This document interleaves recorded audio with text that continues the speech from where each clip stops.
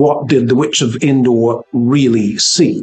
And there are some arguments, if you're still in that book in Samuel, that page of 1 Samuel 28, if you're still there, there are some arguments which could be put forward that Samuel really did appear. You might notice from the fact I'm saying that may not be where the eventual thrust of our study will lead. But there are some, aren't there? Because verse 12, for example, suggests that the woman was obviously shocked when she saw Samuel.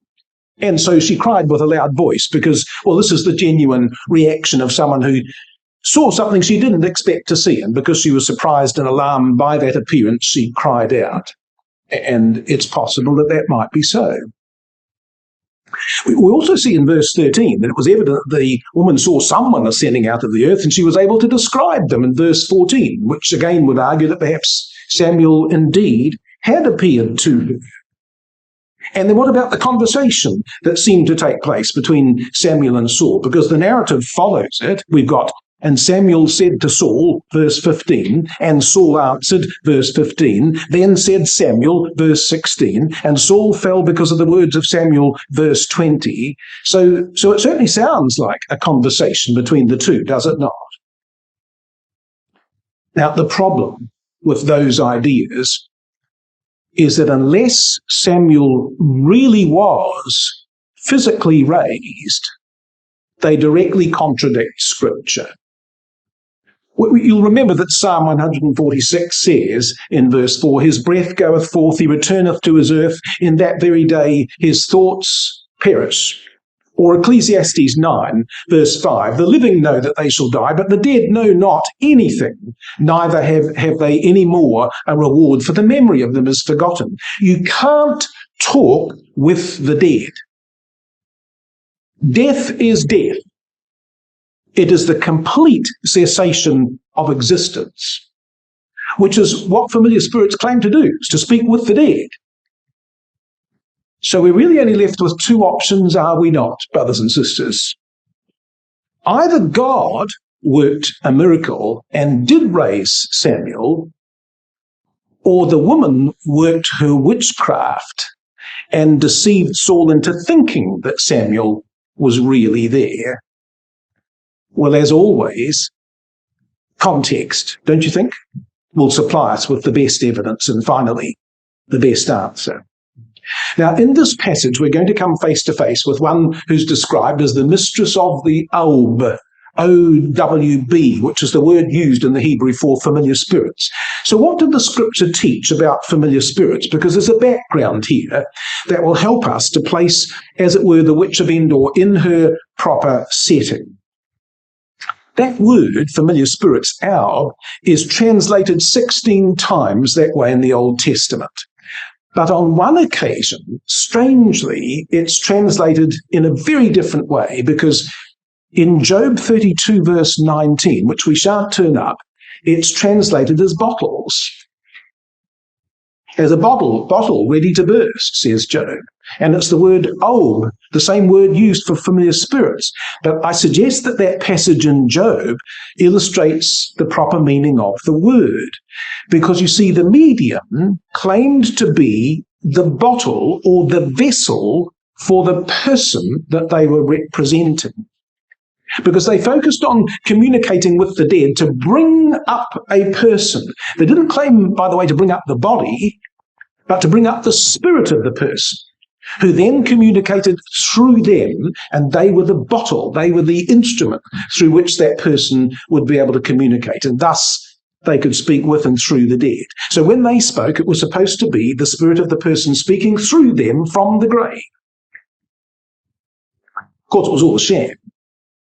Now, there are two key things that familiar spirits use to ply their trade. If you come to the 1st of Kings chapter 20, we've got the first of those, because this is what mediums, familiar spirits were very skilled at doing. The first is the skill of inference and auto-suggestion. They were skilled at saying things that could apply, that could be true, And yet they were sufficiently vague as to be able to explain them away also, if necessary, if it didn't quite work out.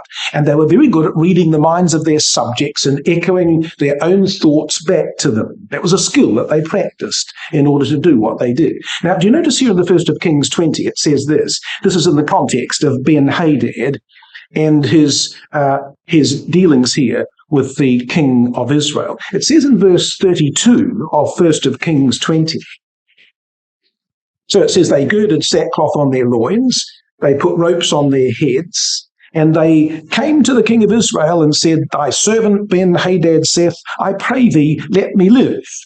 And he said, the king of Israel said, Is he yet alive? He is my brother. Now read these words carefully, verse 33. Now the men did diligently observe whether anything would come from him, and did hastily catch it. And they said, Oh yes, thy brother Ben-Hadad. Then he said, Go ye, bring him. Then Ben-Hadad came forth to him, and he caused him to come up into his chariot.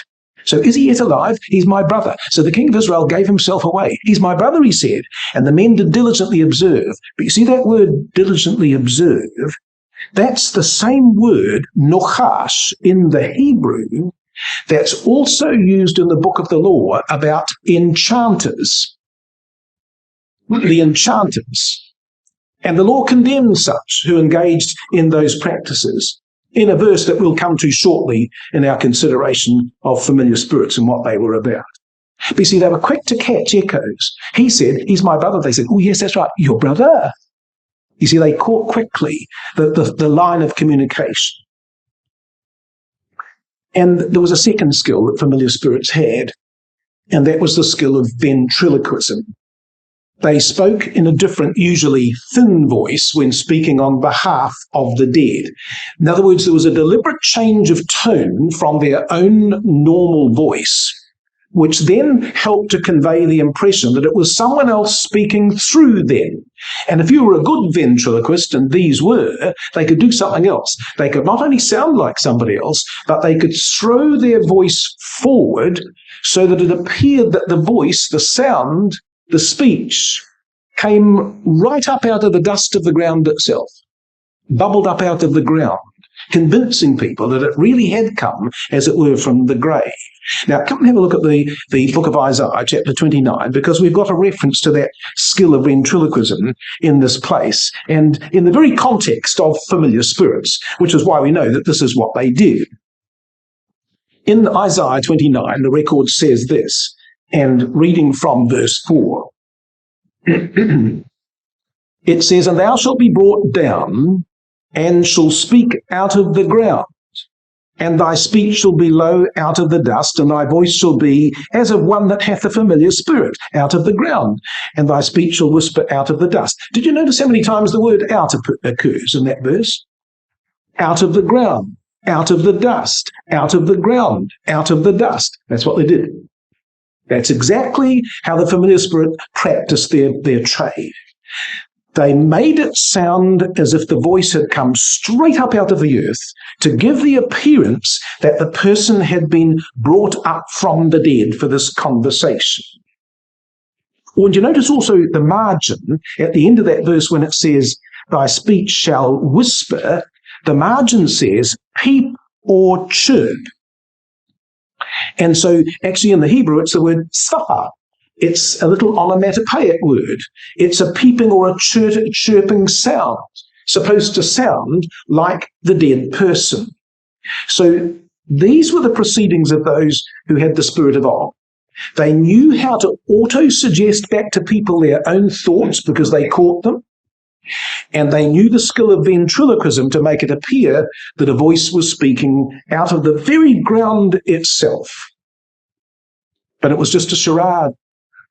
It was a complete deception, and of course, for no other purpose than for gain. The idea of making contact with the dead was absolutely and directly opposed to God's teaching. It was Hezekiah that would say in the book of Isaiah, chapter 38, verses 18 and 19, For the grave cannot praise thee, death cannot celebrate thee, They that go down into the pit cannot hope for thy truth. The living, he shall praise thee as I do this day. The Father to the children shall make known thy truth. You see, the truth was never to be found by consulting with the dead. The dead have nothing to say. The truth was to be found by fathers faithfully passing on divine counsel to the next generation, that they might seek Yahweh with all their heart. So coming back to the book of the law, see what the book of the law says with regard to these familiar spirits, because they were so deceptive, and in doing so transgressed the commandments of God. In Leviticus chapter 19, it says this concerning the familiar spirits. Verse 31 of Leviticus 19. The law was very clear on the matter. It said, regard not them that have familiar spirits, neither seek after wizards to be defiled by them. I am Yahweh your God. So what the law said is that to consort with such people was to be, in fact, defiled by them. So the law expressly forbade any contact with a medium on pain of death.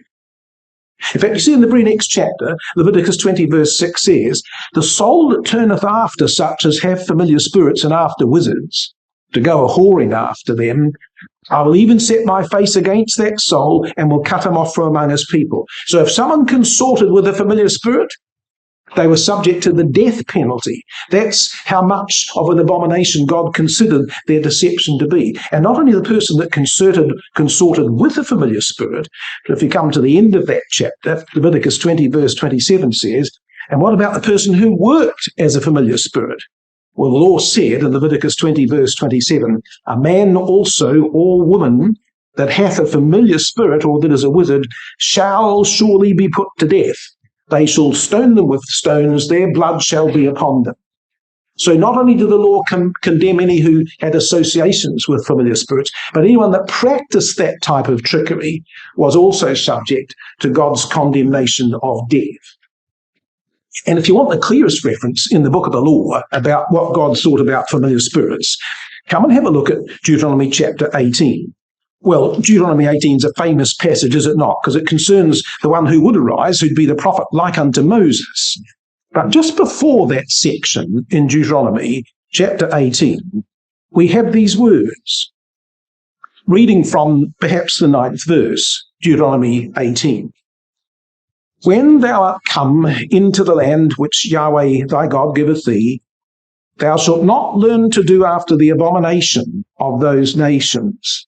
There shall not be found among you anyone that maketh his son or his daughter to pass through the fire, or that useth divination, or an observer of times, or an enchanter. Oh, you see that word enchanter? That's the word diligently did observe in the 1st of Kings chapter 20, verse 23. It was one of the people that was condemned by God for their trickery. Or a witch, verse 11, or a charmer, or a consulter with familiar spirits, or a wizard, or a necromancer.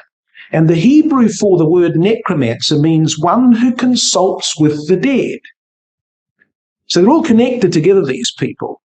They were an abomination to God because they involved deception to give counsel for gain at the expense of seeking the counsel of God himself. And so verse 12 says, all that do these things, well, they're an abomination unto Yahweh, and because of these abominations, Yahweh thy God doth drive them out from before thee. Thou shalt be perfect with Yahweh thy God. For these nations which thou shalt possess hearkened unto observers of times and unto diviners, but as for thee, Yahweh thy God hath not suffered thee to do so. They were to be sincere with their God. They would have to have nothing to do with such as were familiar spirits. Well, with that background, brothers and sisters, let's come back now, shall we, to the 1st of Samuel 28 and take up the record now of the Witch of Endor as she is presented to us in that record. 1st of Samuel, chapter 28, verse 3 says, now Samuel was dead, and all Israel had lamented him and buried him in Ramah, even in his own city. And Saul had put away those that had familiar spirits and the wizards out of the land. Oh, that's interesting. Did you notice that? He's actually put them away. And I think the implication of verse 3 is that Saul only dealt with the witches and the wizards when Samuel was dead, and probably in response to his death.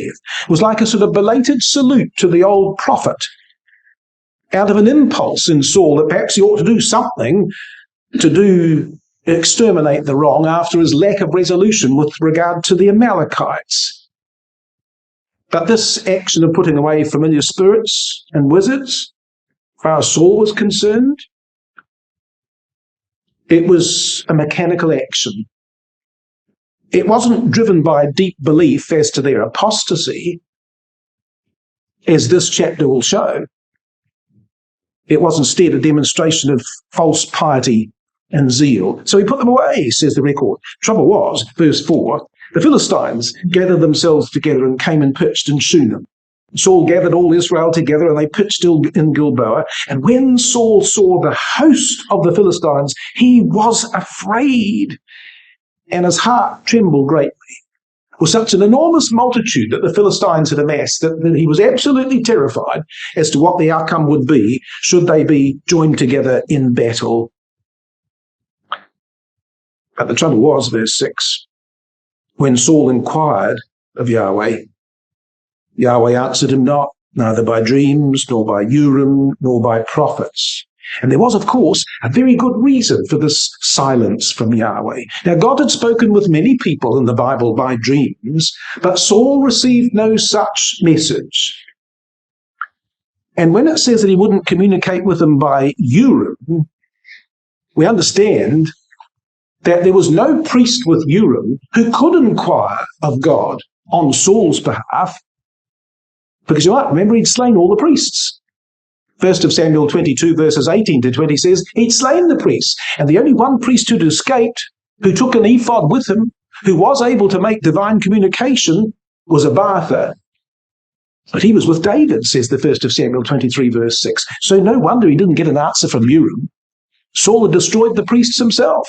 He had only himself to blame for that situation. And as for prophets, well, Saul had sought counsel from Samuel, but so complete was his disobedience to the divine commandment that Samuel had ceased all contact. He never gave Saul advice as a prophet ever again after the 1 Samuel chapter 15. And now it's too late because he's dead. So Saul finds himself in this desperate situation with absolutely nowhere to turn. So verse 7 says, Then said Saul unto his servants, Seek me a woman that hath a familiar spirit, that I may go to her and inquire of her. So it tells us what strength of thought he had when he put away familiar spirits out of the land, doesn't it? At the moment there was nowhere else to turn, he was happy to ask one, to consult with one. Seek me a familiar woman, a woman rather, that hath that spirit. And here the phrase in the Hebrew is Baalat Ob, a mistress of Ob. But for Saul to inquire of her was a sin against God. The law forbade it. But he was so desperate for advice that he was prepared to ask counsel from those that he just put away. Because you see, for Saul, brothers and sisters, the end always justified the means. It was a terrible weakness. And the servant said, well, actually, as it turns out, strange what servants know, isn't it? There just happens to be a familiar spirit at the little village called Endor, which somehow his servants knew about. Perhaps they knew enough about the king to know that they ought to know about whether there was a familiar spirit left. So verse 8 says, can you just picture the scene, brothers and sisters? And Saul disguised himself and put on other raiment, and he went, and 2 men with him, and they came to the woman by night. And he said, I pray thee, divine unto me by the familiar spirit, and bring me him up, whom I shall name unto thee. Now, it might have been night, and he might have been disguised. I can promise you that the witch wasn't deceived.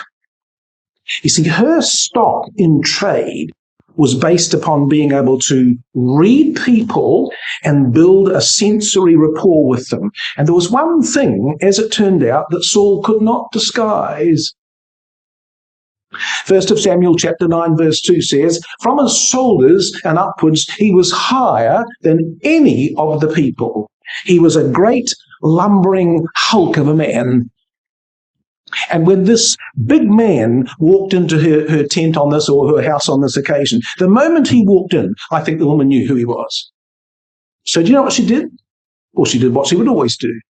She set a trap, just to make sure, to cover herself, because she was living in dangerous times, was she not? Practicing as a familiar spirit. So she set a trap for him so that he might reveal himself unconsciously. So she says, verse 9, the woman said unto him, behold, thou knowest what Saul hath done, how he hath cut off those that have familiar spirits and wizards out of the land. Wherefore then layest thou a snare for my life to cause me to die? How dare you suggest that I would be such a person? Did you not know that the kings put all these away? And you see, by doing this, she placed the onus of responsibility back on her visitor. But he needed to clear himself. And driven by the fear and anxiety which had brought him to her house in the first place, he was immediately at pains to reassure her. But in his haste to do so, he gave himself away and walked straight into her trap. Because verse 10 says, and Saul sware to her by Yahweh, saying, as Yahweh liveth, there shall no punishment happen to thee for this thing. Now, there was only one person who could possibly offer her an amnesty, and that was the king. So now she knew for certain that her mysterious visitor was Saul, the king. His commitment had just revealed his identity. Don't worry, you shan't be punished. Only the king could have declared that. And if she needed any confirmation that it was Saul, it came in the very next verse, because she then said, verse 11, she said, well, whom shall I bring up unto thee? And he said, bring me up Samuel. You see, this is a woman who makes a living by being aware of people and events and situations. And all Israel knew that their army was poised on the eve of a battle against the Philistines that very night. And now, out of the blue, in the dead of night, a very tall man with dark glasses and a fake moustache walks into her place, promises her amnesty, and asks her to bring up Samuel. This was the king. She knew exactly who it was. She wasn't deceived for a moment. Verse 12 says, and when the woman saw Samuel, she cried with a loud voice, and the woman spake to Saul, saying, why hast thou deceived me, for thou art Saul? All this was very clever. You see, the first thing she did, she cried out as if she'd really seen something. And she aroused his vital interest. And then she said, you've deceived me, you're Saul.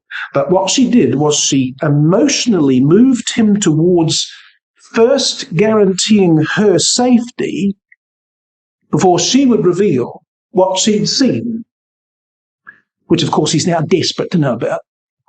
So it looked like she'd seen something. She gave a gasp, she gave a cry. And so now he's committed. So verse 13 says, the king said unto her, don't be afraid, be not afraid. What seest thou? And the woman said, I saw gods ascending out of the earth. Now that's interesting, because that's the word Elohim. Now that term Elohim, we suggest, relates to a supposed person that the woman saw arising. And that's clearly what Saul inferred, because he asks in the next verse, what form is he, singular, of? But you might remember that the word Elohim in the Old Testament and in the book of the law is actually applied to mortal judges. Exodus 22 verse 28 said, thou shalt not revile the Elohim. The margin says, the judges, nor curse the ruler of thy people. Well, that's exactly what Samuel had been. 1 Samuel 7 verse 15, and Samuel judged Israel all the days of his life. So when she says, I see Elohim, he said, what does he look like? It's a reference to one of the judges, who, of course, was what Samuel had been. Or did you notice this phrase, the crucial phrase, verse 13? Did you spot it? Where was he apparently to be seen or heard? I saw gods ascending out of the earth. You see, that's the art of the ventriloquist, because soon she's going to begin a conversation where Samuel will apparently speak, and it will seem as if his voice is going to bubble up out of the ground. I see him ascending out of the earth, she says. She's ready for what she will do.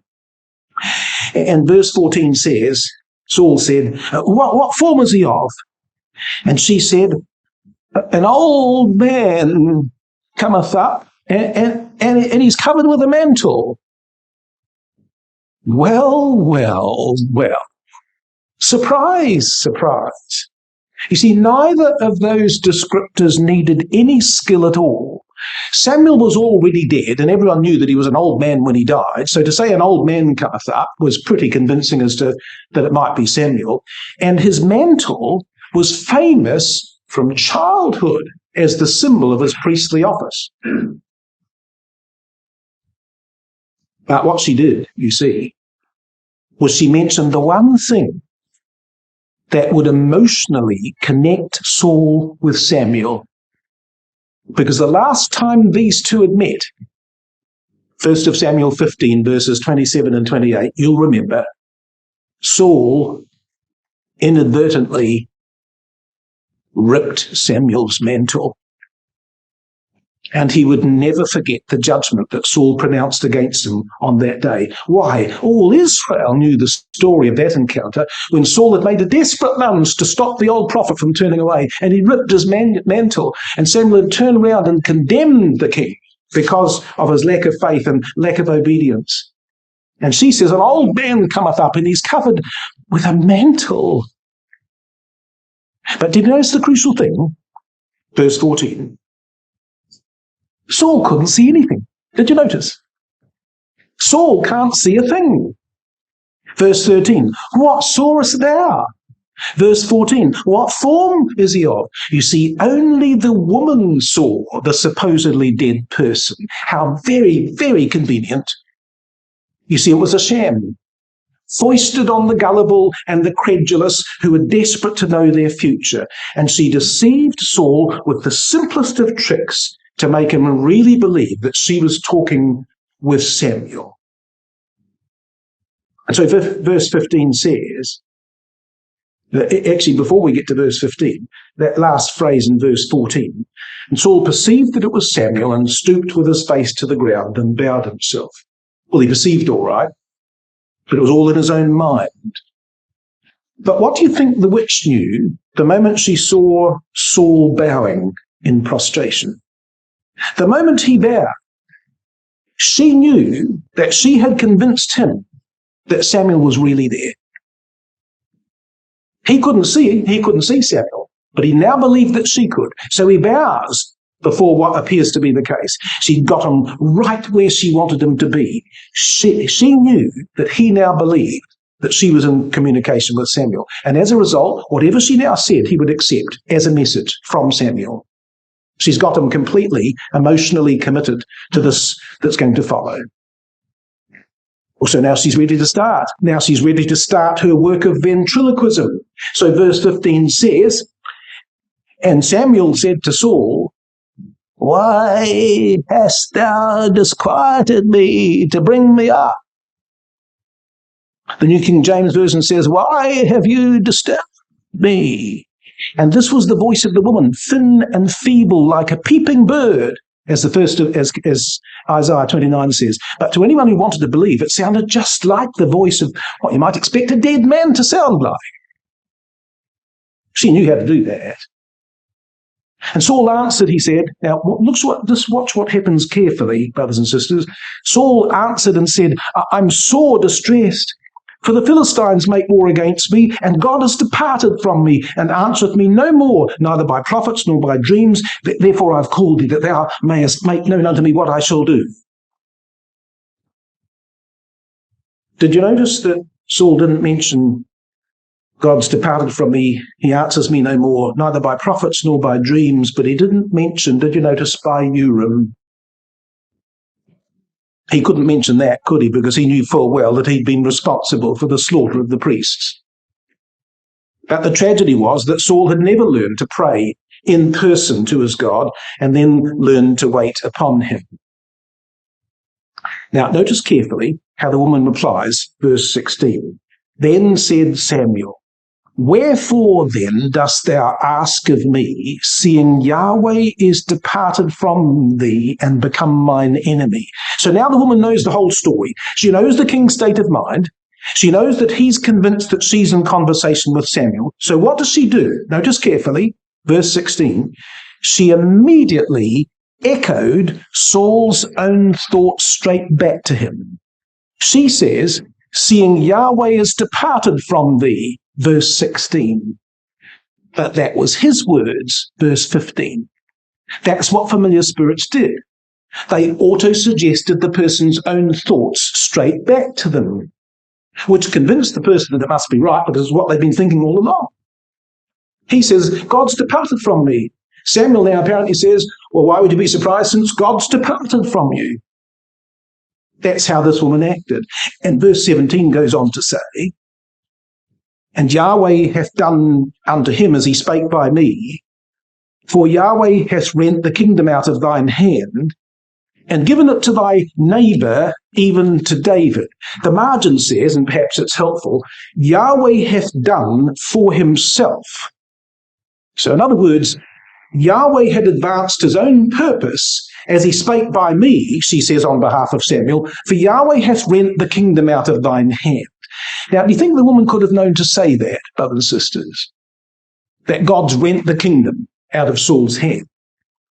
Well, that's already public knowledge. 1 Kings 15, verse 28. Yahweh hath rent the kingdom of Israel from thee this day, and given it to a neighbour of thine that is better than thou.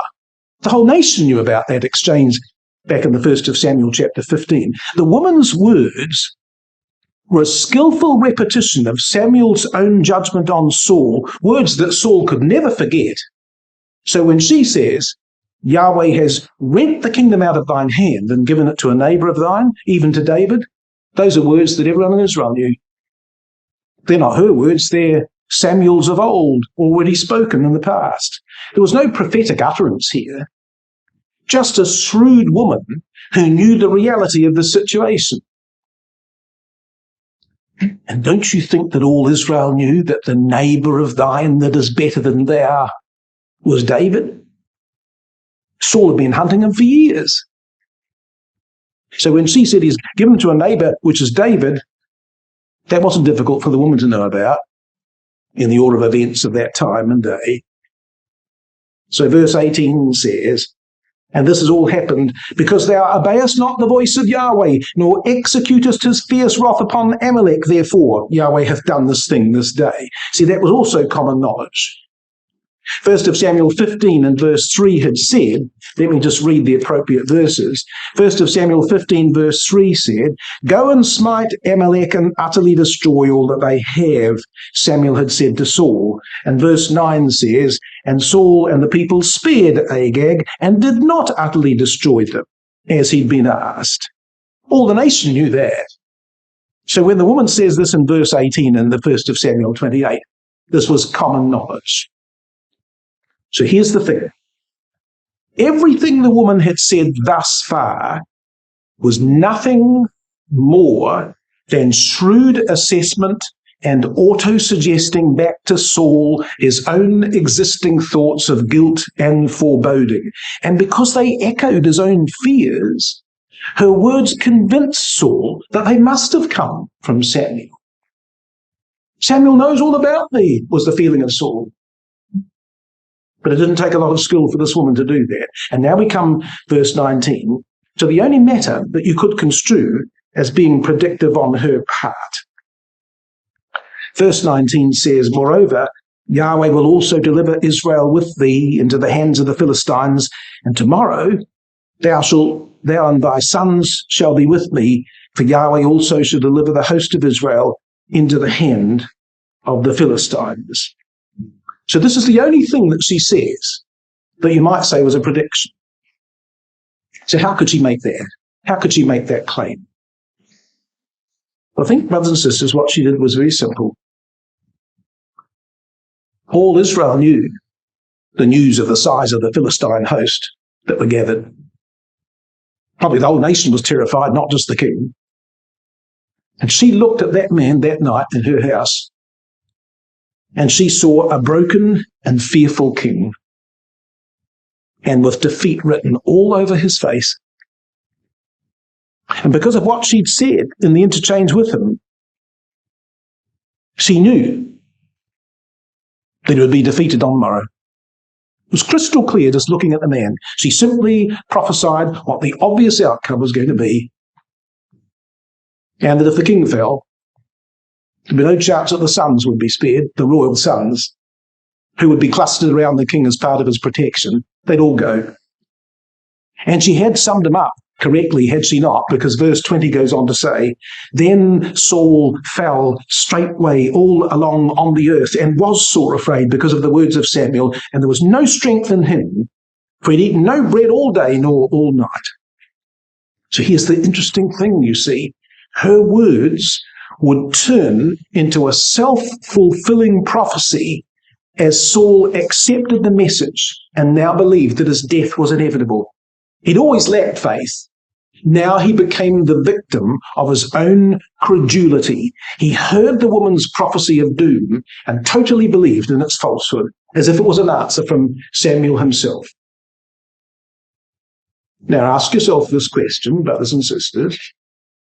Which scenario do you think was the more likely? That God actually gave this woman, a fraudster and a cheat, a real vision of a resurrected Samuel, and a real communication from him to pass on to Saul?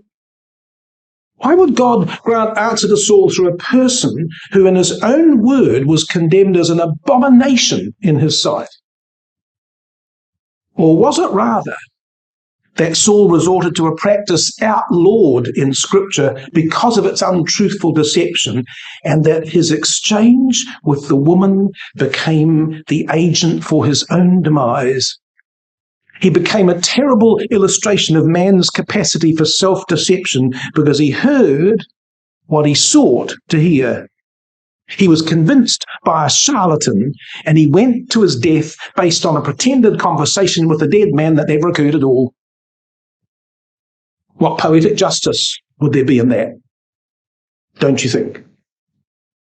Had it never occurred to Saul that Samuel was buried in Ramah? Told that back at the start of the chapter. And yet, amazingly, this witch has been able to bring up his voice out of the ground of Endor, 50 miles to the north.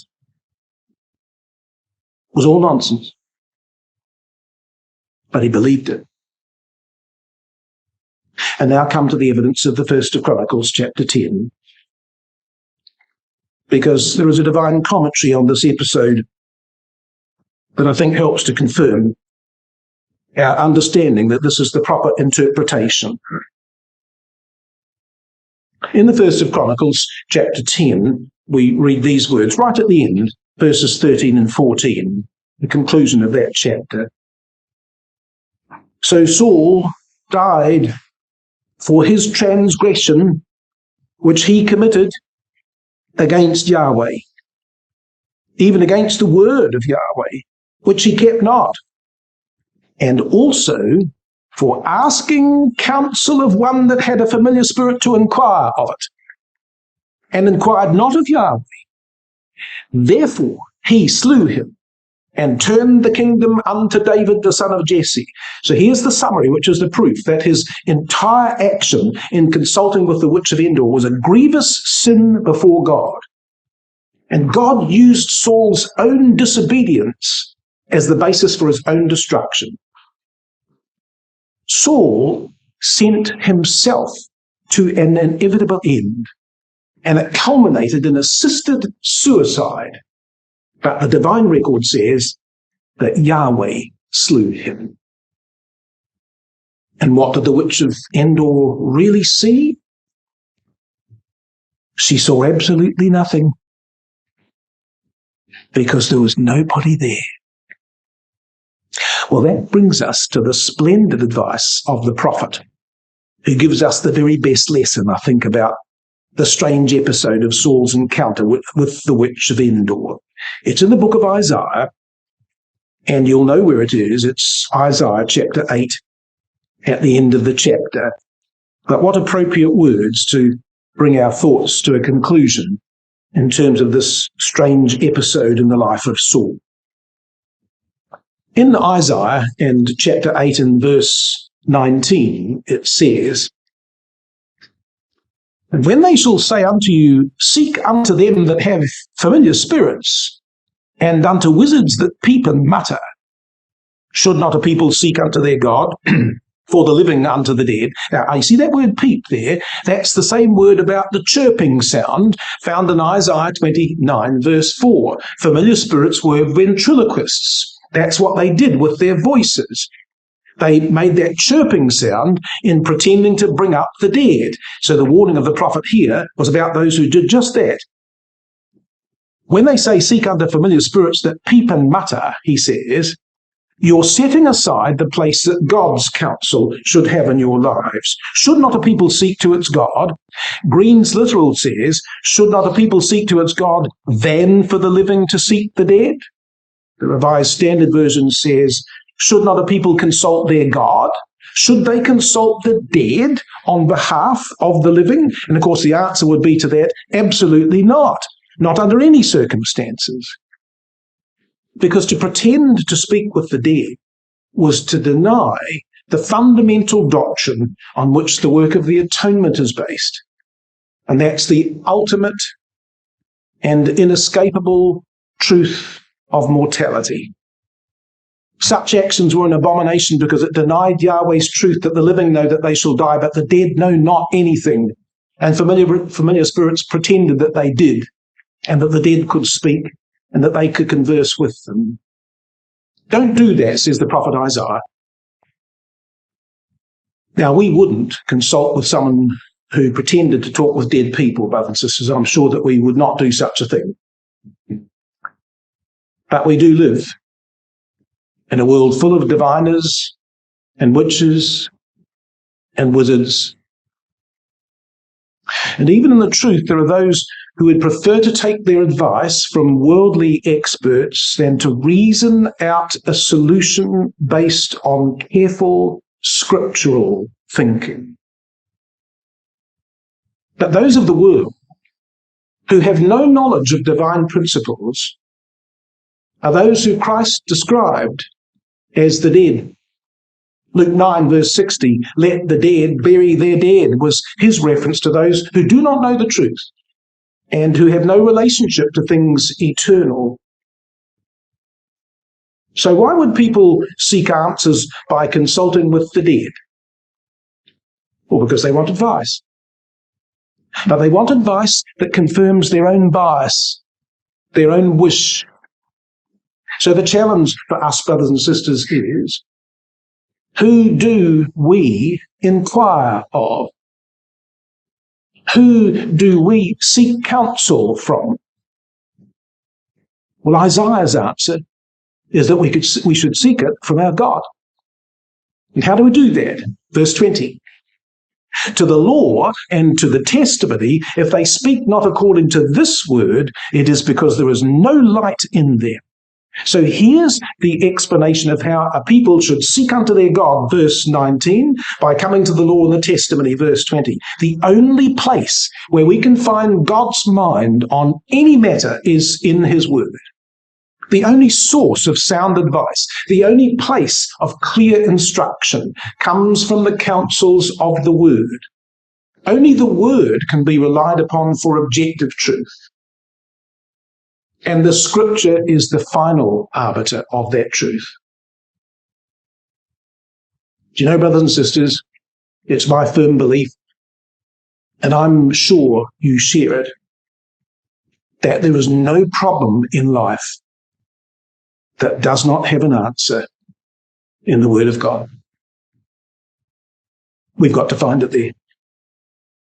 That should be our first source of counsel, so that we gain a divine perspective on the issue and we begin to see it through the Father's eyes. But those who do not seek Yahweh's counsel through his written word, of them the prophet says in this verse, that if they speak not according to this word, he says, it is because there is no light in them. The margin says, no morning. Another translation says they have no light of dawn. And yet another one, they shall have no morning light.